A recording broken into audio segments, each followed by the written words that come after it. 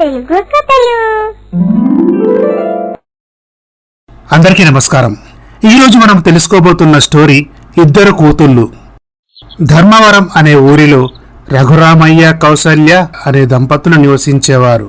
వాళ్ళు ఆ ఊరిలోనే అత్యధిక ధనవంతులు. వాళ్ళకి ఒక్కగానొక్క కొడుకు రాము. రాము పట్టణంలో డిగ్రీ చదువుతాడు. రఘురామయ్య కౌసల్య రాముని చిన్నప్పటి నుండి కష్టమంటే ఏమిటో తెలియకుండా ఎంతో గారాబంగా పెంచారు. ఈ విధంగా జరుగుతుండగా, రాము, నీ చదువు ఇంకెప్పుడు పూర్తవుతుందిరా? మాక వయసైపోతుంది. నీకు పెళ్లి చేస్తే మా బాధ్యత తీరుతుంది. అమ్మా, నాకిప్పుడే పెళ్ళేంటి? నా చదువు పూర్తయిన తర్వాత పెళ్లి చేసుకుంటాను. ఇంకెప్పుడు పెళ్లి చేసుకుంటావురా? నీ వయసు వాళ్ళందరూ చక్కగా పెళ్లి చేసుకుని పిల్లల్ని కూడా కన్నారు. కౌసల్య, వాడి చదువు పూర్తవని మనకా ఉన్నది ఒక్కగానొక్క కొడుకు. వాడి పెళ్ళెప్పుడు చేసుకుంటానంటే అప్పుడే చేద్దాం. మీరొకటి ఎప్పుడు వాణ్ణి వెనకేసుకొస్తారు. ఎలాగైనా ఈ వేసవి సెలవుల్లో మన అబ్బాయికి పెళ్లి చేద్దాం. 4 సంబంధాలు కూడా చూసి పెట్టాను. అందులో ఏదో ఒకటి ఓకే చేద్దాం. అమ్మా, నేను చెప్పేది వినవా? ఇక నేను ఎవ్వరి మాట వినను. ఈ వేసవి సెలవుల్లో నీ పెళ్లి జరగాల్సిందే. ఇటు రాము కాలేజీలో పావని అనే అమ్మాయితో ప్రేమలో పడతాడు. పావని ఒక అనాథ. గవర్నమెంట్ గురుకుల కళాశాలలో ఇంటర్మీడియట్ వరకు చదువుకుంది. పావని మెరిట్ స్టూడెంట్ అవడంతో డిగ్రీ కాలేజీలో ఫ్రీ సీట్ లభిస్తుంది. ఇలా రాము పావనిని కలుస్తాడు. హాయ్ రాము, ఏంటి ఫేస్ అలా పెట్టావు? పావని, నీతో ఒక ముఖ్యమైన విషయం మాట్లాడాలి. ఏంటా విషయం? మా అమ్మ ఈ వేసవి సెలవుల్లో నా పెళ్లి చేస్తానంటుంది. అదేంటి, మన ప్రేమ విషయం మీ అమ్మా నాన్నలకు చెప్పలేదా? నేను చెబుదామనే అనుకున్నాను, కానీ నా భయమంతా మా అమ్మతోటే. ఆవిడ మన పెళ్లికి ఒప్పుకుంటుందో లేదో. మా నాన్నగారినైతే ఎలాగో అలా ఒప్పించొచ్చు. అయితే మరి ఇప్పుడు ఏం చేద్దాం? మనం వెంటనే పెళ్లి చేసుకోవాలి. అది కాదు రాము, మన చదువు పూర్తయ్యాక ఉద్యోగం వచ్చాకే పెళ్లి చేసుకుందామని అనుకున్నాం కదా.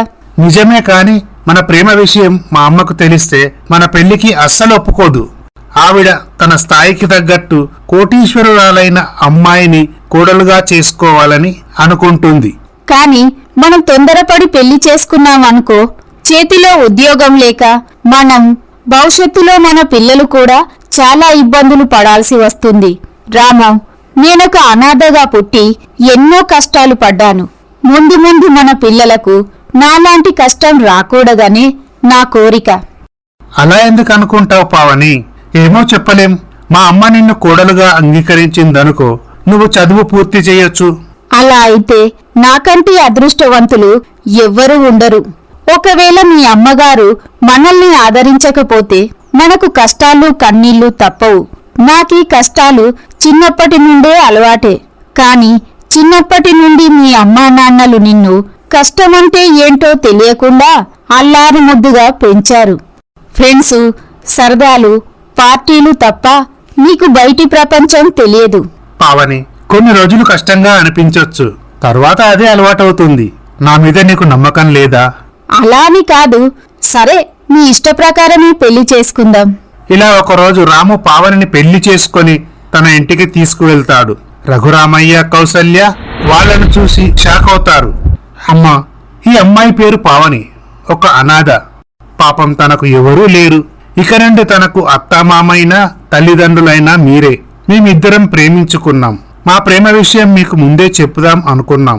కానీ మీరు మా పెళ్లికి ఒప్పుకోరని నేను పావనిని పెళ్లి చేసుకుని తీసుకువచ్చాను. ఎంత పని చేశావురా! నువ్వు కోట్ల ఆస్తికి వారసుడివి. దిక్కుమొక్కు లేని ఈ అనాథని పెళ్లి చేసుకుంటావా? నీ పెళ్లి గొప్పింటి అమ్మాయితో ఎంతో ఘనంగా చేద్దామని మేము ఎన్నో కలలు కన్నాం. నేను నీ మీద పెట్టుకున్న ఆశలన్నీ అడియాశలు చేశావు కదరా. ఇక నీకు ఈ ఇంట్లో స్థానము లేదు. బయటికి వెళ్లి ఎలా బతుకుతావో నేను చూస్తాను. అది కాదమ్మా. ఇక నువ్వేం మాట్లాడకు, ఇంట్లో నుండి వెళ్ళిపో అంటూ కౌసల్య పావనిని ఇష్టమొచ్చినట్లు తిడుతుంది. పావని బాధతో కన్నీళ్లు పెట్టుకుంటుంది. రాము పావనిని తీసుకొని ఇంట్లో నుంచి వెళ్తాడు. పావని, నువ్వేమీ బాధపడకు. మా అమ్మకు ఆవేశం ఎక్కువ. తను అనుకున్నది జరగాలని పట్టుబడుతుంది. మనకు రేపు పాపో బాబో పుట్టినట్లయితే మన పిల్లల మీద ప్రేమతో అయినా వాళ్ళు మనల్ని చేరదీస్తారు. ఇలా రాము ఒక గది అద్దెకు తీసుకుంటాడు. పావని, ఇప్పటికిప్పుడు నాకు ఉద్యోగం దొరకడం చాలా కష్టం. నాకు ఎలాగూ డ్రైవింగ్ వచ్చు కాబట్టి క్యాబ్ అద్దెకు తీసుకొని నడుపుతాను. సరే అండి, నాకు ఇంట్లో ఊరికే ఉంటే ఏమీ తోచదు. నేనేదైనా ప్రైవేట్ స్కూల్లో టీచర్గా జాయిన్ అవుతాను. సరే పావని. రాము కారు అద్దెకు తీసుకొని నడిపేవాడు. పావని స్కూల్లో టీచర్గా పనిచేస్తుంది. ఇలా రాము పావని వారి జీవితాన్ని కొనసాగిస్తారు. కొన్ని సంవత్సరాల వైవాహిక జీవితంలో పావని 2 ఆడపిల్లలకు జన్మనిస్తుంది. పెద్ద కూతురు పేరు మాలిని, చిన్న కూతురు పేరు చరిత. పావనికి 2వ కాన్పులో గర్భసంచికి ఇన్ఫెక్షన్ రావడంతో డెలివరీ తర్వాత గర్భసంచి పూర్తిగా తొలగిస్తారు. ఈ విధంగా జరుగుతుండగా ఒకరోజు రఘురామయ్య, కౌసల్య కారులో వెళ్తుండగా కారు చెడిపోవడంతో క్యాబ్ కోసమై ఎదురు చూస్తూ ఉంటారు. అటువైపు నుండి వెళ్తున్న రాము తల్లిదండ్రులను చూసి అక్కడ ఆగుతాడు. అమ్మా, నాన్న ఎలా ఉన్నారు? మీరు ఇక్కడేం చేస్తున్నారు? కారేదో ప్రాబ్లం వచ్చిందిరా. డ్రైవర్ మెకానిక్ ని తీసుకొస్తానని వెళ్ళాడు. కోటీశ్వరుని కొడుకై ఉండి నీకిదేం కర్మరా, టాక్సీ నడుపుతున్నావు? అమ్మా, ఇంటికెళ్ళాక తీరిగ్గా మాట్లాడుకుందాం పదండి అంటూ వాళ్ళను తన టాక్సీలో తీసుకొని ఇంటికి వెళ్తాడు. అత్తామామలను చూసిన పావని చాలా సంతోషిస్తుంది.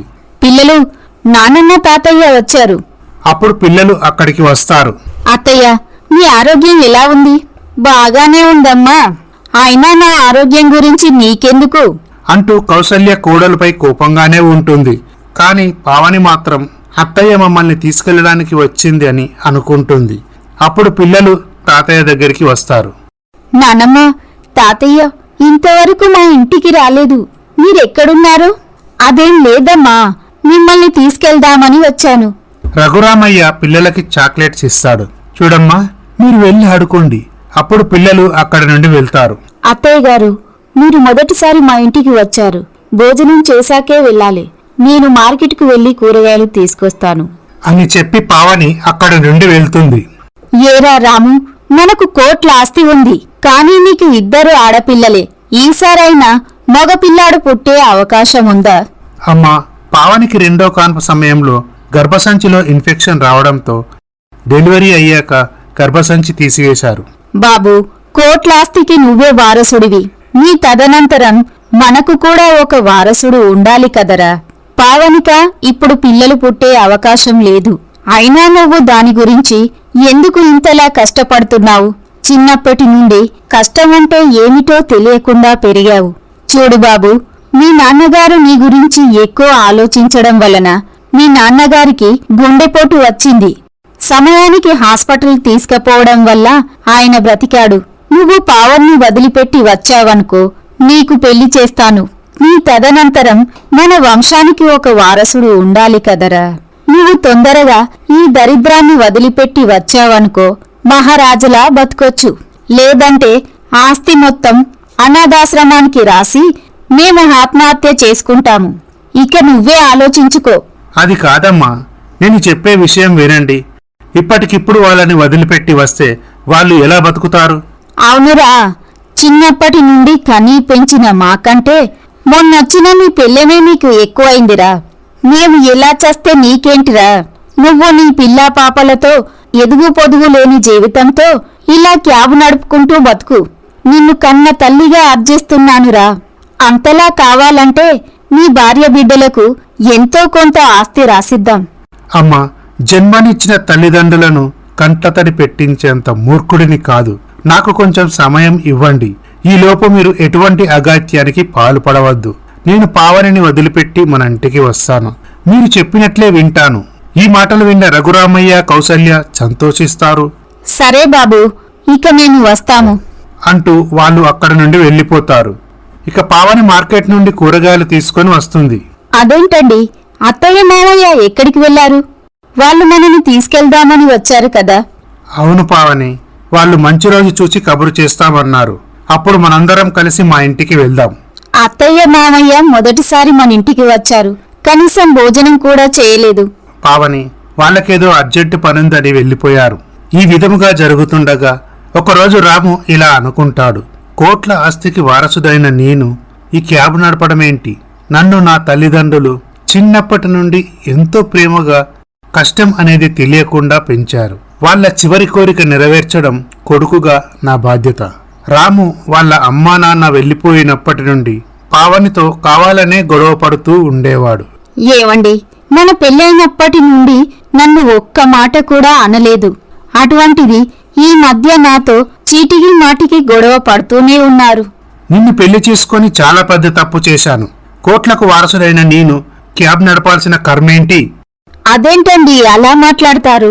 మీరు నన్ను ప్రేమించి పెళ్లి చేసుకున్నారు. అదే పావని, నేను చేసిన పెద్ద తప్పు అంటూ కోపంగా అక్కడ నుండి వెళ్తాడు. ఇలా వారం రోజులు గడిచాక ఒకరోజు ఉదయాన్నే నిద్రలేచి చూసేసరికి రాము కనిపించడు. రాము ఎక్కడికెళ్ళుంటాడు? ఏదైనా పని మీద వెళ్ళుంటాడా అని అనుకుంటుంది. ఇలా వారం రోజులు గడిచినా రాము ఇంటికి రాకపోవడంతో పావని కంగారు పడుతుంది. అమ్మా, నాన్న ఎక్కడికి వెళ్ళాడు? ఇన్ని రోజులైనా ఇంకా రావట్లేదు. వస్తాడమ్మా, పని మీద వెళ్ళాడు. ఇటు పిల్లలు కూడా రాము గురించి అడగటంతో పావని పిల్లలిద్దరినీ తీసుకొని రఘురామయ్య ఇంటికి వెళ్తుంది. అత్తయ్య గారు, మీ అబ్బాయి కనిపించడం లేదు. నా కొడుకును ఏం చేశావే? అత్తయ్య గారు, మీరు వచ్చి వెళ్ళినప్పటి నుండి మీ అబ్బాయి సరిగా నాతో మాట్లాడేవాడు కాదు. కావాలనే చీటికి మాటికి గొడవ పడుతూ ఉండేవాడు. 10 రోజుల క్రితం ఇంట్లో నుంచి వెళ్ళిన మనిషి ఇంతవరకు తిరిగి రాలేదు. నాకేదో భయంగా ఉంది అత్తయ్య. చేసిందంతా చేసి ఇంకా నంగనాచి మాటలు మాట్లాడుతున్నావా? ఎంతో గారాబంగా పెంచుకున్న నా కొడుక్కి ప్రేమ అనే మాయమాటలు చెప్పి మా అబ్బాయిని మా నుండి విడదీశావు. మిమ్మల్ని పోషించే శక్తి లేక జీవితంపై విరక్తి కలిగి ఎటో వెళ్లిపోయి ఉంటాడు. మా అబ్బాయికేదైనా జరగకూడనిది జరిగిందో మిమ్మల్ని అందర్నీ చంపేస్తా. ఇంకా నిలబడి ఉన్నావేం? ఇక నుండి వెళ్ళిపో అంటూ కోపంతో పావనిని కౌసల్య ఇష్టం వచ్చినట్లు తిట్టి ఇంట్లో నుంచి పంపించి వేస్తుంది. ఇదంతా రాము కిటికీలో నుంచి గమనిస్తూ ఉంటాడు. పావని వెళ్లిపోయాక రాము తన తల్లి దగ్గరికి వస్తాడు. అమ్మా, పావనిని చూస్తుంటే చాలా బాధేస్తుంది. పాపం, ఒక్కతే 2 ఆడపిల్లలతో భర్త తోడు లేకుండా ఎలా జీవిస్తుంది? నేను ఒక్కసారి పావని వద్దకు వెళ్ళి వస్తాను. వెళ్ళరా, వెళ్ళు. కనిపెంచిన తల్లిదండ్రుల కంటే నీకు నీ పిల్లమే ఎక్కువైపోయింది. నువ్వు ఆ ఇంట్లో అడుగుపెట్టినట్లు తెలిస్తే మీ నాన్న నేను ఇద్దరం విషం తాగి ఆత్మహత్య చేసుకుంటాం. అది కాదమ్మా, నేను చెప్పేది కాస్త విను. ఇక నువ్వేమీ మాట్లాడకు. ఈ పరిస్థితిలో నీవిక్కడ ఉండటం కూడా అంత మంచిది కాదు. అది నిన్ను ఇక్కడ చూసిందనుకో, మళ్ళీ ఇంటికి వచ్చి గొడవ చేస్తుంది. మేం బ్రతికి ఉండాలంటే నువ్వు నా మాట వినాల్సిందే. రేపే మనం పట్టణానికి బయలుదేరదాం. ఒక గొప్పింటి సంబంధం చూసి నీకు పెళ్లి చేస్తాము. నువ్వు అక్కడే ఏదైనా వ్యాపారం చేసుకో. రాము ఇక చేసేదేమీ లేక మౌనంగా ఉంటాడు. పావని ఇంటికి వచ్చి బాధతో ఏడుస్తుంది. అమ్మా, ఎందుకేడుస్తున్నావు? నాన్నమ్మ నిన్నెందుకు తిట్టింది? నాన్న ఎక్కడికి వెళ్ళాడమ్మా? నాన్న మన ఇంటికి రాడా? మన నాన్నతో కలిసి నాన్నమ్మ ఇంటికి ఎప్పుడు వెళ్దాం? మీ నాన్న త్వరలోనే ఇంటికి వస్తాడమ్మా. తప్పకుండా మనం నానమ్మ ఇంటికి వెళ్దాం అని పిల్లలకు సర్ది చెప్పుతుంది. ఏవండి, పావనింటికి వెళ్ళి దానికి సర్ది చెప్పిరండి. లేదంటే అది పోలీస్ స్టేషన్కి వెళ్ళిందనుకో, అందరం కలిసి జైల్లో చిప్పకూడు తినాల్సి వస్తుంది. సరే కౌసల్య, నేను వెళ్లి పావనికి సర్ది చెప్తాను. రఘురామయ్య పావని ఇంటికి వెళ్తాడు. మామయ్య గారు, మీ అబ్బాయి ఆచూకి ఏమైనా తెలిసిందా? లేదమ్మా, వాడి గురించి మేము వెతుకుతూనే ఉన్నాము. మామయ్య గారు, పోలీస్ స్టేషన్లో కంప్లైంట్ ఇద్దాం. వద్దమ్మా, స్టేషన్ల చుట్టూ తిరిగే ఓపిక మాకు లేదు. అయినా ఇంత చిన్న విషయానికి పోలీస్ స్టేషన్ దాకా ఎందుకమ్మా? ఇది వాడికి మామూలేనమ్మా. వాడు అనుకున్నది జరగకపోతే మా బంధువుల ఇంటికో ఫ్రెండ్స్ దగ్గరికో వెళ్తాడు. 4-5 రోజులు ఆగితే వాడే ఇంటికి వస్తాడు. రాము వచ్చాక అందరం కలిసి మన ఇంటికి వెళ్దాం. ఈ మాటలు విన్న పావని మనసు కాస్త కుదుట పడుతుంది. చూడమ్మా, నువ్వు వాడి గురించి ఎక్కువగా ఆలోచించకు. పిల్లలను జాగ్రత్తగా చూసుకో. వస్తానమ్మా అని చెప్పి రఘురామయ్య అక్కడి నుండి వెళ్తాడు. మరునాడు ఉదయం రఘురామయ్య, కౌసల్య తన కొడుకు రామును తీసుకొని పట్టణానికి వెళ్తారు. ఇలా వారం రోజులు గడిచాక పావని రఘురామయ్య ఇంటికి వెళ్తుంది. ఇంటికి తాళం వేసి ఉండటంతో ఒక్కసారి షాక్ అవుతుంది. తన అత్తామామల గురించి తెలుసుకుందామని పక్కింటావిడ వద్దకు వెళ్తుంది. ఏమండి, మా అత్త నాన్న ఎక్కడికి వెళ్లారు? ఇంటికి తాళం వేసింది. ఏమోనమ్మా, వారం రోజుల నుంచి వాళ్ళు కనిపించడం లేదు. నువ్వే నా తల్లి వాళ్ళ అబ్బాయిని ప్రేమించి పెళ్లి చేసుకున్నది. పెళ్లి చేసుకొని వాళ్ళ అబ్బాయిని వాళ్ళ నుండి విడదీశావు. నువ్వు రాముని ఎన్ని చిత్రహింసలు పెట్టావో. అందుకే అతను ఇల్లు వదిలి తన తల్లిదండ్రుల దగ్గరికి వచ్చాడు. ఇంకా ఏ మొహం పెట్టుకొని మళ్ళీ వచ్చావు? ఈ మాటలు విన్న పావని కన్నీళ్లు పెట్టుకుంటుంది. అత్తామామలే కాకుండా నా భర్త కూడా నన్ను మోసం చేశాడు. ఈ విధంగా జరుగుతుండగా కౌసల్య వైశాలి అనే అమ్మాయితో రాముకు వివాహం జరిపిస్తుంది. ఇటు పావని స్కూల్లో టీచర్గా పనిచేస్తూ పిల్లల్ని చదివిస్తూ తాను డిగ్రీ పరీక్షలకు ప్రిపేర్ అవుతుంది. ఇలా 1 సంవత్సరం గడిచాక పావని తన డిగ్రీ కోర్స్ పూర్తి చేస్తుంది. ఇటు వైశాలి పండంటి మగబిడ్డకు జన్మనిస్తుంది. మనవడిని చూసిన రఘురామయ్య కౌసల్య చాలా సంతోషిస్తారు. ఇటు పావని, నేను అనాథగా ఎన్నో కష్టాలు పడ్డాను. నాలాగా నా పిల్లలు కష్టపడకూడదు. ఎలాగైనా నా పిల్లలను ఉన్నత చదువులు చదివించి వాళ్ళ కాళ్ళ మీద వాళ్ళు నిలబడేలా తీర్చిదిద్దాలి అని అనుకుంటుంది. పావని స్కూల్లో టీచర్గా పనిచేస్తూ సాయంత్రం స్కూల్ నుండి వచ్చాక డిఎస్సి పరీక్షలకు ప్రిపేర్ అవుతుంది. ఇలా పావని డిఎస్సి పరీక్షలు రాసి గవర్నమెంట్ టీచర్గా ఉద్యోగం సంపాదిస్తుంది. ఈ విధంగా పావని గవర్నమెంట్ స్కూల్లో టీచర్గా పనిచేస్తూ పిల్లలను చదివిస్తుంది. ఇలా ఒకరోజు, అమ్మా, నాన్న ఎప్పుడు వస్తాడు? నాన్నను చూడాలనుంది అని ఏడుస్తుంది. అమ్మా, నాన్న ఇంట్లో నుంచి వెళ్ళిపోయి చాలా రోజులవుతుంది. నాన్న ఎప్పుడు వస్తాడు? మనం తాతయ్య నాన్నమ్మ వాళ్ళ ఇంటికి ఎప్పుడు వెళ్దాం? నాకు నాన్నమ్మ తాతయ్యతో ఆడుకోవాలని ఉంది. అప్పుడు పావని ఇలా అనుకుంటుంది. చిన్నప్పటి నుండి అనాథగా పెరిగాను. కనీసం పెళ్ళైన తర్వాతనైనా భర్త, అత్త, మామలు, పిల్లలతో జీవితం ఎంతో ఆనందంగా గడపాలని ఎన్నో కలలు కన్నాను. కాని ఆ భగవంతుడు మళ్ళీ నన్ను ఒంటరినే చేశాడు. మీరిలా ఏడవకూడదు. నాన్నగారు పని మీద వెళ్ళాడు. వచ్చేటప్పుడు మీకు బట్టలు, స్వీట్స్, చాక్లెట్స్ తీసుకొని వస్తాడు.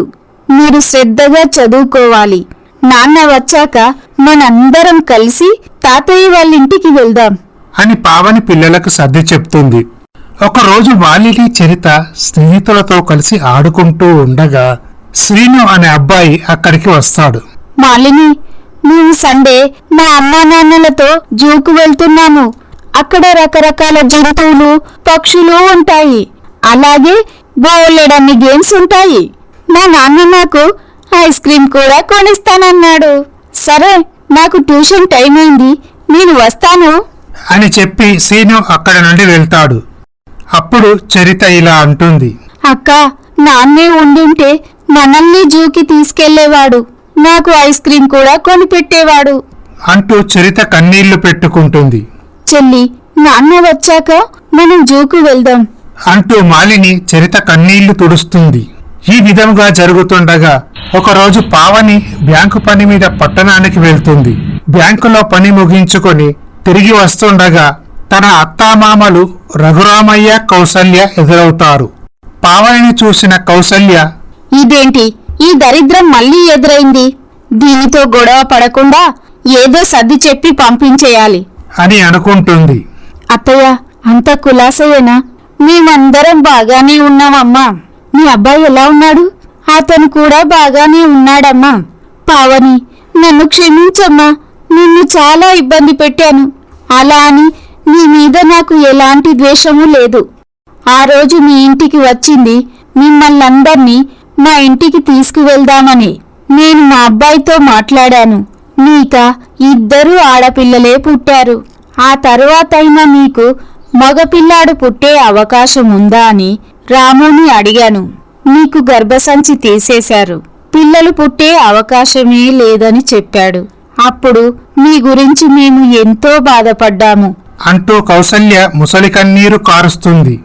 చూడమ్మా, మా తదనంతరం ఆస్తికి వారసులుండాలన్నదే మా కోరిక. అందుకే మా అబ్బాయికి 2వ పెళ్లి చేద్దామనుకున్నాము. ఈ విషయం నీతో చెబితే నువ్వు ఒప్పుకోవని తెలుసు. అందుకే నీకు చెప్పలేదు. నిజానికి మా అబ్బాయికి కూడా రెండో పెళ్లి చేసుకోవడం అస్సలు ఇష్టం లేదు. కాని మేమే మా మాట వినకుంటే ఆస్తంతా అనాథాశ్రమంకు రాసి మేము ఆత్మహత్య చేసుకొని చనిపోతాము అంటేనే మా అబ్బాయి మా మాట కాదనలేక పెళ్లికి ఒప్పుకున్నాడు. ఓ గొప్పింటి అమ్మాయితో పెళ్లి జరిపించాము. ఆ భగవంతుని దయ వల్ల మా వంశానికి వారసుడు జన్మించాడు. ఎంత పని చేశారండి! మీ వంశానికి వారసుడు లేడని మీ అబ్బాయికి రెండో పెళ్లి చేసి నా జీవితం నాశనం చేశారు. చిన్నప్పటి నుండి అనాథగా పెరిగాను. కనీసం పెళ్ళైన తరువాతైనా భర్త, అత్తామామలు, పిల్లలతో ఎంతో సంతోషంగా జీవించాలని అనుకున్నాను. కాని నా ఆశలన్నీ అడియాశలే అయ్యాయి. ఈ సమాజంలో భర్త లేని ఆడదాన్ని ఎంత చులకనగా చూస్తారో మీకు తెలియదా? ఇటు పిల్లలు పదే పదే వాళ్ళ నాన్న గురించి అడిగితే నేను ఏమని సమాధానం చెప్పాలి? నువ్వు చెప్పింది నిజమే. అలా అని మా అబ్బాయిని నీ నుంచి శాశ్వతంగా విడదీసేంత పాపాత్ములం కాదమ్మా. కొన్ని రోజులు ఓపిక పట్టు. ఆ భగవంతుడు ఏదో ఒక దారి చూపుతాడు. నువ్వేమీ అధైర్యపడకమ్మా. నీ వెంట మేమున్నాము. అప్పుడప్పుడు మేమే మీ దగ్గరికి వస్తాను. పిల్లలు జాగ్రత్తమ్మా అని చెప్పి వాళ్ళు అక్కడ నుండి వెళ్ళిపోతారు. ఇక పావని చేసేదేమీ లేక మౌనంగా ఉంటుంది. ఇలా రోజులు గడుస్తూనే ఉంటాయి. పావని అత్తామామలు ఏ రోజు కూడా పావని వద్దకు వచ్చిందే లేదు. తన బాగోగులు తెలుసుకున్నదే లేదు. ఎలాంటి సహాయం కూడా చేసింది లేదు. ఇలా సంవత్సరాలు గడుస్తాయి. పిల్లలు పెద్దవాళ్ళవుతారు. మాలిని MBA పూర్తి చేసి పట్టణంలో సాఫ్ట్వేర్ కంపెనీలో జాబ్ సంపాదిస్తుంది. ఇక చరిత MBBS కోర్స్ చేస్తుంది. ఇటు రాము రెండవ భార్య కొడుకు అఖిల్ డిగ్రీ చదువుతాడు. ఇలా ఒకరోజు, ఏమండి, ఈ ఆస్తి అంతటికి వారసుడు మన మనవడు. వాడి పేరు మీద వీలునామా రాయించండి. లేదంటే పావని తన పిల్లలకు ఈ ఆస్తిలో వాటా ఇవ్వమని గొడవ చేస్తుంది. అలాగే చేద్దాం కౌసల్య. రఘురామయ్య తన ఆస్తి మొత్తాన్ని మనవడు అఖిల్ పేరు మీద వీలునామా రాయిస్తాడు. ఇలా జరుగుతుండగా ఒకరోజు చరిత కాలేజీకి వెళ్తుండగా రాముకు యాక్సిడెంట్ అవుతుంది. అది చూసిన చరిత, పాపం ఎవరో పెద్దాయన యాక్సిడెంట్ అయింది అని అంబులెన్స్ కు ఫోన్ చేసి రాముని హాస్పిటల్కి తీసుకువెళ్తుంది. అప్పుడు డాక్టర్, ఎవరమ్మా ఇతను? తనకేమైంది? ఇతనికి యాక్సిడెంట్ అయిందండి. తొందరగా అడ్మిట్ చేసుకొని ట్రీట్మెంట్ ప్రారంభించండి. ఇంతకీ మీరితనికి ఏమవుతారు? నేను ఇతనికి ఏమీ కానండి. నేను కాలేజీకి వెళ్తుండగా ఇతనికి యాక్సిడెంట్ అయింది. అంబులెన్స్ కు ఫోన్ చేసి హాస్పిటల్ కు తీసుకువచ్చాను. మంచి పని చేశావమ్మా. ఈ రోజుల్లో యాక్సిడెంట్ అయితే అందరూ మాకెందుకులే అని చూసి చూడనట్లు వెళ్తుంటారు. అటువంటిది నువ్వు ధైర్యంగా అంబులెన్స్ కు ఫోన్ చేసి హాస్పిటల్ కు తీసుకువచ్చావు. సిస్టర్, వెంటనే ఇతనికి ట్రీట్మెంట్ ప్రారంభించండి. అప్పుడు చరిత రామ మొబైల్ నుంచి కాంటాక్ట్ నంబర్ చూసి కౌసల్యకి ఫోన్ చేస్తుంది. హలో, కౌసల్య అంటే మీరేనా అండి? అవునమ్మా. ఇంతకి మీరెవరు? కంగారు పడకండి. నేను చెప్పే విషయం జాగ్రత్తగా వినండి. మీ అబ్బాయికి చిన్న యాక్సిడెంట్ జరిగింది. ఇప్పుడే నేను హాస్పిటల్లో అడ్మిట్ చేశాను. మీరు త్వరగా రండి అని చెప్పి చరిత కౌసల్యకు హాస్పిటల్ అడ్రస్ చెబుతుంది. అప్పుడు రఘురామయ్య, కౌసల్య, వైశాలి, అఖిల్ హాస్పిటల్కి వస్తారు. డాక్టర్ ట్రీట్మెంట్ చేసిన తర్వాత బయటకి వస్తాడు. డాక్టర్ గారు, మా అబ్బాయికి ఎలా ఉందండి? కంగారు పడాల్సిన అవసరం లేదండి. మీ అబ్బాయి ఆరోగ్యం నిలకడగానే ఉంది. చాలా సంతోషం డాక్టర్ గారు. మీ మేలు ఈ జన్మలో మర్చిపోలేమండి. నాదేముందండి, సమయానికి ఈ అమ్మాయి మీ అబ్బాయిని హాస్పిటల్కు తీసుకురావడంతో ప్రాణాలతో బయటపడ్డాడు అని చెప్పి డాక్టర్ అక్కడి నుండి వెళ్తాడు. చూడమ్మా, ఏ కన్న తల్లి బిడ్డో, నువ్వు చేసిన సహాయం ఈ జన్మలో మర్చిపోలేము. ఈ రోజుల్లో రోడ్డుపై యాక్సిడెంట్ జరిగితే మనకెందుకులే అని చూసి చూడనట్టు వెళ్ళిపోతుంటారు. అటువంటిది ముక్కు మొహం తెలియని నా కొడుకుని సమయానికి హాస్పిటల్లో అడ్మిట్ చేసి నా కొడుకు ప్రాణాల్ని కాపాడావు. నిన్ను కన్న తల్లిదండ్రులు చాలా గొప్పవాళ్ళమ్మా. నీ రుణం ఎలా తీర్చుకోనమ్మా. ఎదుటివారికి సహాయం చేయాలన్న నీ మనసు చాలా గొప్పది. నీ సంకల్పం నెరవేరాలని, సుఖ సంతోషాలతో నీ జీవితం ఉండాలని మనసారా ఆ భగవంతుణ్ణి వేడుకుంటున్నాను. ఇంతకీ నువ్వేం చేస్తుంటావు? ఆంటీ, నేను ఎంఆర్ కాలేజీలో ఎంబీబీఎస్ కోర్సు చేస్తున్నాను. సరే అండి, నా కాలేజీకి టైం అయింది, నేను వస్తాను. ఆ రోజు సాయంత్రం చరిత కాలేజీ నుండి ఇంటికి వచ్చాక, అమ్మా, ఈ రోజు ఒక పెద్దాయనకి యాక్సిడెంట్ జరిగింది. అక్కడ ఎవరు అతన్ని పట్టించుకుపోవడంతో నేనే అంబులెన్స్కి ఫోన్ చేసి ఆస్పత్రిలో చేర్పించాను. చాలా మంచి పని చేశావమ్మా. ఇంతకీ ఆయన ఆరోగ్యం ఎలా ఉంది? పర్వాలేదమ్మా. చరిత, ఎదుటివారు ఆపదలో ఉంటే సహాయం చేస్తే మనకు ఆ భగవంతుడు మేలే చేస్తాడు. ఇక అప్పుడే అక్కడికి మాలిని తనకు మొదటి జీతం రావడంతో తన తల్లికి చెల్లికి కొత్త బట్టలు తీసుకొని వస్తుంది. అమ్మా, శాలరీ వచ్చింది. ఈ సంతోషంలో మనందరికీ కొత్త బట్టలు తీసుకొచ్చాను. ఈ మాటలు విన్న పావని చరిత చాలా సంతోషిస్తారు. ఈ సంతోష సమయంలో నాన్నగారే ఉంటే చాలా సంతోషించేవారు. బాధపడకమ్మా, త్వరలోనే ఆ భగవంతుడు నీ నాన్నని మన వద్దకు చేరుస్తాడు. ఇటు రాముకు స్పృహ వస్తుంది. అమ్మా, నాకేమైంది? నేను హాస్పిటల్లో ఉన్నాను. నీకు యాక్సిడెంట్ జరిగింది బాబు. పాపం ఎవరో అమ్మాయి సమయానికి నిన్ను హాస్పిటల్లో చేర్పించడం వల్ల నువ్వు ప్రాణాలతో బయటపడ్డావు. ఇంతకీ అమ్మాయి ఎవరమ్మా? మెడికల్ కాలేజీ స్టూడెంట్ బాబు.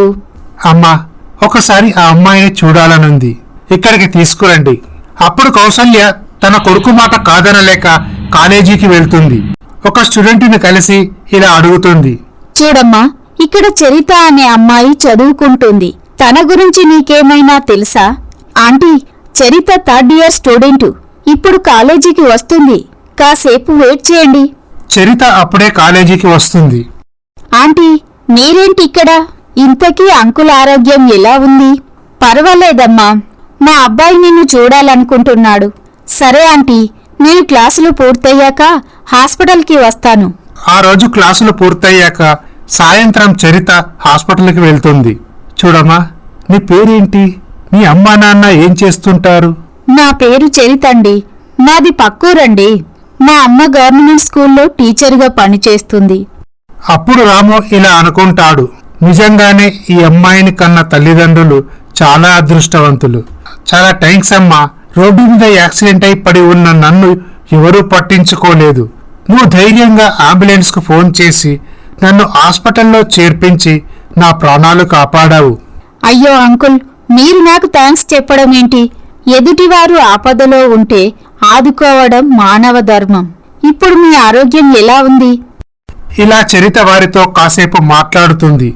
సరే అంకుల్, నేను వస్తానండి అని చెప్పి చరిత అక్కడ నుండి వెళ్తుంది. ఇలా కొన్ని రోజుల తర్వాత రాము పూర్తిగా కోలుకుంటాడు. ఒకరోజు రాము గిఫ్ట్ తీసుకొని చరిత కాలేజీకి వెళ్తాడు. అంకుల్, మీరేంటి ఇక్కడ? మీ ఆరోగ్యం ఎలా ఉంది? పర్వాలేదమ్మా, నువ్వు చేసిన సహాయం వల్లనే బ్రతికి బయటపడ్డాను. నువ్వు నా కూతురు లాంటి దానివి. నా తరపున ఈ చిరుకానుక. వద్దండి, నేను ఏదో ఆశించి మీకు ఈ సహాయం చెయ్యలేదు.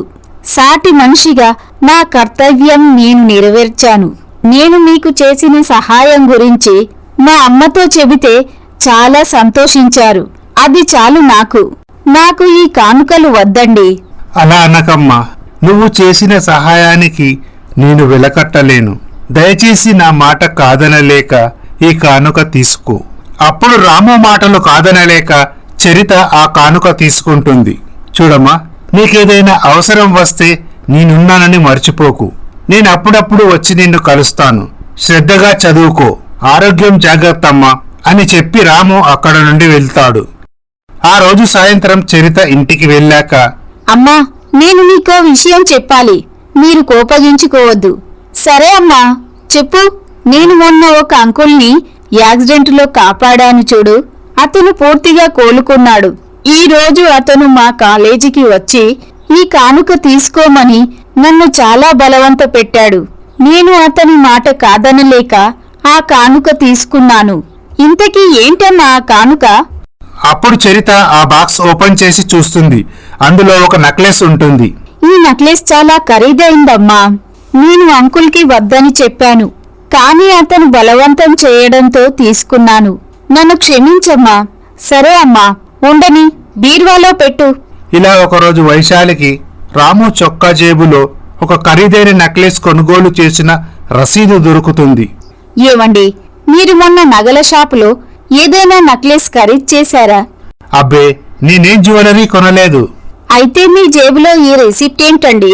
ఇంత ఖరీదైన జ్యువెలరీ ఎవరికి కొనిచ్చారు? ఓ అదా, మా క్లోజ్ ఫ్రెండ్ ఒక అతను కూతురు మ్యారేజ్కి గిఫ్ట్గా కొని ఇచ్చాను.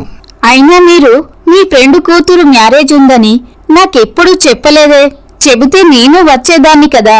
వైశాలి, మొన్న ఈ మధ్య నువ్వు మీ చుట్టాలబ్బాయి పెళ్లికి వెళ్ళావు కదా, అదే రోజు ఈ పెళ్లి జరిగింది. ఈ విధముగా జరుగుతుండగా ఒకరోజు చరిత కాలేజీ అయిపోగానే ఇంటికి వెళ్ళడానికి బస్సు గురించి వెయిట్ చేస్తూ ఉంటుంది. అప్పుడే రాము అటువైపు నుంచి కారులో వెళ్తుండగా చరితను చూసి కారు ఆపుతాడు. అంకుల్, కులాసయ్యేనా? కులాసాయేనమ్మా. ఏంటమ్మా, బస్ గురించి వెయిట్ చేస్తున్నావా? అవునండి. పద, నా కారులో మీ ఇంటి వద్ద దింపుతాను. వద్దండి, నేను బస్లో వెళ్తాను. మీరేదో పని మీద వెళ్తున్నట్టున్నారు. అదేం లేదమ్మా, పద, నిన్ను మీ ఇంటి వద్ద డ్రాప్ చేస్తాను. రాము చరితని వాళ్ళ ఇంటి వద్ద డ్రాప్ చేస్తాడు. వస్తానమ్మా. అదేంటి అంకుల్, లోపలికి రండి, మా అమ్మగారిని పరిచయం చేస్తాను. ఈసారి వచ్చినప్పుడు కలుస్తానమ్మా. అదేం కుదరదు, మీరు మా ఇంట్లోకి రావాల్సిందే. నా చేతి కాఫీ రుచి చూడాల్సిందే. ఇక రాము పావని మాట కాదనలేక ఇంట్లోకి వెళ్తాడు. రామును చూసిన పావని ఒక్కసారి షాక్ అవుతుంది. ఏమండి, ఎన్నాళ్ళైందండి మిమ్మల్ని చూసి? ఇంట్లో నుంచి వెళ్ళిపోయి 20 సంవత్సరాలు అవుతున్నా ఒక్కసారైనా నన్ను పిల్లల్ని చూడాలని మీకు అనిపించలేదా? నన్ను ఎంతగానో ప్రేమించారు. మీ అమ్మా నాన్నలను ఎదిరించి మరీ పెళ్లి చేసుకున్నారు. అంత మంచి మీ మనసు ఇంత కఠినంగా ఎలా మారింది? మీ అమ్మా నాన్నలు వచ్చి 4 మాయ మాటలు చెప్పి కన్నీళ్లు పెట్టుకుంటే కట్టుకున్న భార్యని, పిల్లల్ని నడి రోడ్డు మీద వదిలి వెళ్తారా? పిల్లలు అమ్మా నాన్న ఎప్పుడొస్తాడని వెక్కి వెక్కి ఏడ్చేవారు. సమాధానం చెప్పలేక నాలో నేనే కుమిలిపోయాను. ఇరుగు పొరుగు వారి సూటిపోటి మాటలతో నేను ఎంత మానసిక క్షోభ అనుభవించానో మీకేం తెలుసండి? ఇదంతా చూస్తున్న మాలిని చరిత మా నాన్న ఇతనేనన్నమాట అని అనుకుంటారు. పావని, నన్ను క్షమించు. నేను నిన్ను చాలా బాధ పెట్టాను. ఏం చేయమంటావు? మా అమ్మా నాన్న మన వంశం ఇంతటితో ఆగిపోకూడదని నన్ను 2వ పెళ్లి చేసుకుని మన వంశానికి వారసుని ఇవ్వాల్సిందేనని పట్టుబట్టారు. లేదంటే వాళ్ళు విషం తాగి చస్తామని బెదిరించారు. వాళ్ళు చస్తానని బెదిరిస్తే అమ్మను మమ్మల్ని వదిలేసి వెళ్తారా? చిన్నప్పుడు స్కూల్లో మా గురించి, అమ్మ గురించి చాలా అసభ్యంగా మాట్లాడుకునేవారు. మాతో ఎవరు స్నేహం చేసేవారు కాదు. ఇలాంటి అవమానాలు ఎన్నో భరించాము. నిజమేనమ్మా, నేను చేసింది తప్పే. తల్లిదండ్రుల మాట కాదనలేక మీకు అన్యాయం చేశాను. జీవితంలో మగాడు ఎటువంటి కష్టాన్నైనా ధైర్యంగా ఎదుర్కోవాలే కాని భార్య పిల్లలను వదిలిపెట్టి ఇంట్లో నుంచి వెళ్ళిపోకూడదు. ఇక నుండైనా నేను మీకు తగిన న్యాయం చేయడానికి ప్రయత్నిస్తాను. పావని, నన్ను క్షమించమనే అర్హత కూడా కోల్పోయాను అని పశ్చాత్తాపపడుతూ రాము కన్నీళ్లు పెట్టుకుంటాడు. బాధపడకండి నాన్న అంటూ చరిత రాము కన్నీళ్లు తుడుస్తుంది. చూడమ్మా, నేను బ్రతికున్నంత వరకు మీకు ఎలాంటి లోటు రాకుండా నేను చూసుకుంటాను. వస్తాను అని చెప్పి రాము అక్కడి నుండి వెళ్తాడు. మరునాడు రాము పావనికి, తన పిల్లలకి కొత్త బట్టలు తీసుకొని పావని ఇంటికి వస్తాడు. తండ్రిని చూసిన మాలిని చరిత సంతోషిస్తారు. రాము తన కూతుర్లతో కలిసి భోజనం చేశాక కాసేపు మాట్లాడి అక్కడ నుండి వెళ్తాడు. ఏవండి, భోజనం చేద్దాం రండి. వైశాలి, నేను మా స్నేహితుని ఇంట్లో భోజనం చేసి వచ్చాను. ఇలా రాము తరచూ పావని ఇంటికి వెళ్లి తన కూతుర్లతో సరదాగా గడిపేవాడు. రాము తరచు ఇంట్లో నుంచి బయటికి వెళ్తుండటంతో వైశాలికి అనుమానం వస్తుంది. మా ఆయన హాస్పిటల్ నుండి డిశ్చార్జ్ అయినప్పటి నుండి ఆయనలో ఏదో మార్పు వచ్చింది. ఈ మధ్య ఇంటి పట్టున సరిగా ఉండడం లేదు, నాతో సరిగా మాట్లాడటం లేదు. స్నేహితునింటికి వెళ్తున్నానని చెప్పి ఆయన ఎక్కడికి వెళ్తున్నారో? రాము స్నేహితుడైన రామారావుకి వైశాలి ఫోన్ చేస్తుంది. అన్నయ్య, కుశలమేనా? వదినా పిల్లలు ఎలా ఉన్నారు? మేమందరం బాగా ఉన్నామమ్మా. ఈ మధ్య మీ స్నేహితుని కూతురి పెళ్ళేమైనా జరిగిందా? లేదమ్మా, నాకు తెలిసినంత వరకు ఈ మధ్య మా ఫ్రెండ్స్ పిల్లల పెళ్లిళ్ళు జరగలేదు. రాము ఉన్నాడమ్మా? లేదన్నయ్య గారు, ఏదో పని మీద బయటికి వెళ్లారు. సరే అమ్మా, వాడితో మాట్లాడి చాలా రోజులవుతుంది. ఫోన్ చేస్తే లిఫ్ట్ చేయడు. ఒక్కసారి వాడు వచ్చాక నాకు ఫోన్ చేయమని చెప్పమ్మా. అలాగే అన్నయ్య గారు, ఉంటాను. నేననుకున్నది నిజమేనన్నమాట. ఈ విషయం గురించి వెంటనే అత్తయ్య మామయ్యతో మాట్లాడాలి అని వైశాలి అనుకుంటుంది. ఆ రోజు సాయంత్రం, అత్తయ్య గారు, మీ అబ్బాయి ఈ మధ్య నాతో సరిగా మాట్లాడటం లేదు, ఇంట్లో ఉండటం లేదు. ఎంతసేపు స్నేహితునింటికి వెళ్తున్నానని చెప్పి ఎక్కడికో వెళ్ళొస్తున్నాడు. అదేంటమ్మా ఇంత చిన్న విషయానికి అంతలా ఆలోచిస్తున్నావు? మగాడన్నాక ఎన్నో పనులుంటాయి. చూడమ్మా, మా అబ్బాయిని కని పెంచి ఇంతవాణ్ణి చేశాను. వాడి గురించి నాకు తెలియదా? నువ్వు ఎక్కువగా ఆలోచించి నీ మనసు పాడు చేసుకోకు. ఆ రోజు రాత్రి, ఏవండి, ఎన్నడూ లేనిది మన కోడలు రాము గురించి అలా మాట్లాడుతుంది. కొంపదీసి వీడు ఆ పావని దగ్గరికి వెళ్ళట్లేదు కదా? అది కౌసల్య, వైశాలి చెప్పినప్పటి నుండి నాకు భయంగానే ఉంది. ఏదో మనం చస్తామని మాయమాటలు చెప్పి బెదిరించాము కాబట్టే వాడు మనతో పాటే వచ్చి రెండో పెళ్లి చేసుకున్నాడు. లేకపోతే మనవాడు మన మాట వినేవాడే కాదు. పావని మంచి అమ్మాయి కాబట్టి మనల్ని ఏమీ అనకుండా వదిలేసింది. చిన్న కోడలు వైశాలికి మాత్రం పావని గురించి తెలిసిందనుకో, మన ముగ్గురిని జైల్లో పెట్టడం ఖాయం. ఎందుకైనా మంచిది, వాడితో రేపు మాట్లాడదాం అత్తయ్య గారు, నేను కూరగాయలు తీసుకురావడానికి మార్కెట్కి వెళ్తున్నాను అని చెప్పి వైశాలి బయటికి వెళ్తుంది. రఘురామయ్య, కౌసల్య రాము గదికి వెళ్తారు. చూడు బాబు, నేను నిన్నొక్క విషయం అడుగుతాను, నిజం చెప్పు. చెప్పమ్మా, ఏంటది? నువ్వు ఈ మధ్య ఇంట్లో సరిగా ఉండట్లేదురా. ఎప్పుడు చూసినా ఫ్రెండ్ ఇంటికని వెళ్తున్నావట. అలాగే కోడలతోటి కూడా సరిగా మాట్లాడట్లేదట. అదేం లేదమ్మా. రాము, నువ్వేమైనా పావనింటికి వెళ్తున్నావేమోనని మా భయం. ఎందుకమ్మా భయపడతారు? తప్పు చేసిన వారు భయపడాలి. మీరు ఏ తప్పు చేశారని? నేను మీకు ఏమన్యాయం చేశాను? ప్రేమించి పెళ్లి చేసుకున్న పాపానికి నా భార్య పిల్లలని నడి రోడ్డు మీద వదిలేసి తల్లిదండ్రులుగా మీ కోరిక మేరకు రెండో పెళ్లి చేసుకొని మన వంశానికి వారసుడినిచ్చాను కదా అమ్మా. ఇన్ని రోజుల్లో మీకు ఏ లోటు రాకుండా చూసుకున్నాను. ఇక నుండి కూడా అలాగే చూసుకుంటాను. మీరు భయపడాల్సిన అవసరం లేదమ్మా. అప్పుడు రఘురామయ్య, కౌసల్య మౌనంగా ఉంటారు. ఇలా అఖిల్ తన తల్లి వైశాలి గదికి వెళ్తాడు. అమ్మా, నాన్నగారెక్కడా? నాకు కొంచెం డబ్బు అవసరం ఉంది, కాలేజీ ఫీజు కట్టాలి. ఇప్పుడు మీ నాన్న బయటికెళ్ళాడ్రా, డబ్బులు నేను ఇస్తాలే. అఖిల్, ఈ మధ్య మీ నాన్నలో చాలా మార్పు వచ్చిందిరా. అవునమ్మా, మొన్న ఈ మధ్య షాపింగ్ కాంప్లెక్స్ లో నాన్నగారిని చూశాను. నేను కలుద్దామనే లోపే హడావుడిగా కారు తీసుకుని వెళ్ళిపోయాడు. సరే బాబు, ఇంతకీ నువ్వు టిఫిన్ చేశావా? చేశానమ్మా. నీకు కాలేజీ టైం అవుతుంది. ఈ డబ్బులు తీసుకొని కాలేజీ ఫీజు కట్టు. సరే, వస్తానమ్మా అని చెప్పి అఖిల్ అక్కడ నుండి వెళ్తాడు. నా అనుమానం నిజమేనన్నమాట. అలా అని తొందరపడకూడదు. చూద్దాం, ఇంకొన్ని రోజుల తర్వాతనైనా ఆయనలో మార్పు వస్తుందో లేదో. ఇలా వారం రోజులు గడిచాక ఒకరోజు సాయంత్రం రాము ఇంటికి వస్తాడు. ఏవండి, మీరు ఈ మధ్య చాలా మారిపోయారు. వ్యాపారంలో చాలా బిజీ అయిపోయారు. ఇంట్లో వాళ్ళను అస్సలు పట్టించుకోవడమే లేదు. అదేం లేదు వైశాలి, ఇంతకీ ఏం జరిగింది? ఈ రోజేంటో తెలుసా? ఈరోజా? ఈరోజేంటి? ఈరోజు శుక్రవారం కదా. నేను ఏ వారమని అడగట్లేదండి, ఈ రోజుకున్న ప్రత్యేకత ఏంటని అడుగుతున్నాను. తెలియదు, నువ్వే చెప్పు.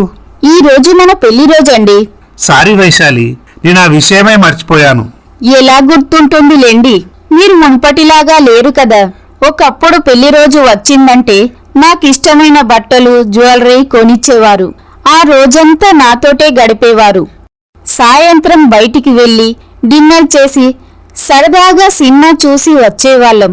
సారీ చెప్పాను కదా వైశాలి, ఇక ఆ విషయం వదిలేయి. సర్లేండి, ప్రతి సంవత్సరం మీరు నా గురించి ఎంతో చేశారు. ఈ సంవత్సరం మన పెళ్లి రోజుకు నేనే మీకు స్వయంగా వంట చేశాను. త్వరగా ఫ్రెషప్ అయి రండి, భోజనం చేద్దాం. వైశాలి డైనింగ్ టేబుల్ పై అన్ని రకాల వంటకాలను సిద్ధంగా ఉంచుతుంది.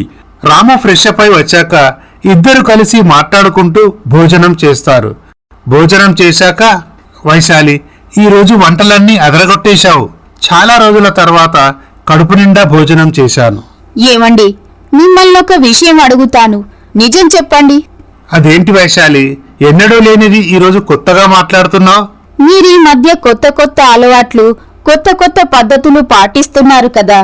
అవును, మొన్న ఈ మధ్య మీరు షాపింగ్ కాంప్లెక్స్ లో షాపింగ్ చేశారని అఖిల్ చెప్పాడు. మిమ్మల్ని కలుద్దామనే లోపే మీరు హడావిడిగా కార్ తీసుకొని వెళ్ళిపోయారంట. వైశాలి, నేను ఎప్పుడైనా పెళ్ళైనప్పటి నుండి షాపింగ్ మాల్ కి నీతో తప్ప మరెవరితోనైనా వెళ్ళానా? అయినా సిటీలో ఎంతో మంది షాపింగ్ మాల్ కి వస్తూ ఉంటారు, పోతూ ఉంటారు. ఎవరిని చూసి ఎవరనుకున్నాడో మన అబ్బాయి. సర్లే, ఇప్పటికే చాలా పొద్దుపోయింది, పడుకుందాం పదా. అప్పుడు వైశాలి, నా అనుమానం నిజమేనన్నమాట, ఇక ఉపేక్షించి లాభం లేదు, త్వరగా విషయం తేల్చాల్సిందే అని అనుకుంటుంది. ఒకరోజు రాము కారులో వెళ్తుండగా అతని వెనుకాల ఆటోలో వెళ్తుంది. రాము పావని ఇంటి లోపలికి వెళ్లి వాళ్లతో మాట్లాడుతుండగా చాటు నుండి అంతా విని వైశాలి ఒక్కసారి షాక్ అవుతుంది. ఫ్రెండ్ ఇంటికని చెప్పి ఇతను చేసే నిర్వాకం ఇదన్నమాట. ఇన్ని రోజులు నన్ను ఎంత మోసం చేశారు. మీరు ఇంటికి రండి, మీ పని చెప్తాను అని వైశాలి కోపంతో అక్కడ నుండి వెళ్తుంది. బాబు, మీ నాన్న మనల్ని మోసం చేశాడ్రా. అతనికి ఇంతకు ముందే పెళ్ళై 2 కూతుర్లు కూడా ఉన్నారు. ఏంటమ్మా నువ్వు చెప్పేది? నాన్నమ్మ తాతయ్య కలిసి నా గొంతు కోశార్రా. వాళ్ళ వంశానికి వారసుడు కావాలన్న ఉద్దేశంతోటే మీ నాన్నగారితో నాకు 2వ పెళ్లి చేశారు. చరిత ఎవరో కాదు, మీ నాన్న మొదటి భార్య 2వ కూతురు. నాకిప్పుడొక విషయం అర్థమైందమ్మా. ఎలాగైనా వాళ్ళను ఇంట్లోకి తీసుకురావాలనే ఈ యాక్సిడెంట్ నాటకం ఆడాడన్నమాట. రాము సాయంత్రం ఇంటికి వస్తాడు. ఎక్కడికెళ్ళొస్తున్నారండి? అదే వైశాలి, మా ఫ్రెండ్ ఇంటికి వెళ్ళొస్తున్నాను. ఇంకా బుకాయించాలని చూడకండి.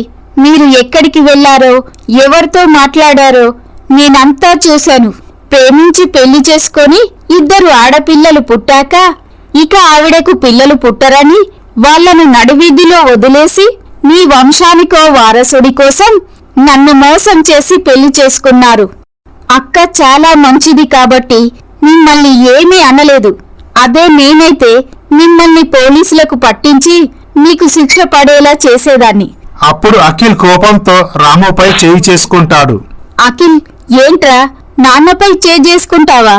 అమ్మా, అయినా వీళ్లతో మాటలేంటి? పోలీసులకు ఫోన్ చేయండి. వైశాలి, మేము చేసింది తప్పే. దానికి చేతులు జోడించి అర్జిస్తున్నాను. దయచేసి మమ్మల్ని పోలీసులకు పట్టించొద్దమ్మా. ఈ వయసులో మేము తట్టుకోలేము. కావాలంటే ఈ ఆస్తి మొత్తం నువ్వే ఉంచుకో. మేమే ఇంట్లో నుంచి వెళ్ళిపోతాం. ఈ జన్మలో మేము మీకు కనపడం. వైశాలి, నేను చెప్పేది కాస్త వినవా? చూడండి, మీ మొహం చూడాలంటే నాకు అసహ్యం వేస్తుంది. ఇక మీరు ఇంట్లో నుంచి వెళ్ళిపోండి. అప్పుడు రాము రఘురామయ్యను కౌసల్యను తీసుకొని అక్కడ నుండి వెళ్తాడు. అమ్మా, పావనింటికి వెళ్దాం పదండి. వద్దు బాబు, నేను రాను. ఆ అమ్మాయికి ఎన్నో మాయమాటలు చెప్పి నమ్మించి మోసం చేశాను. కోడలిగా పావనిని ఏనాడూ ఆదరించలేదు. 2 ఆడపిల్లలే పుట్టారని అసహించుకున్నాను. వారసుడు వారసుడు అని తెగ సంబరపడ్డావు కదమ్మా.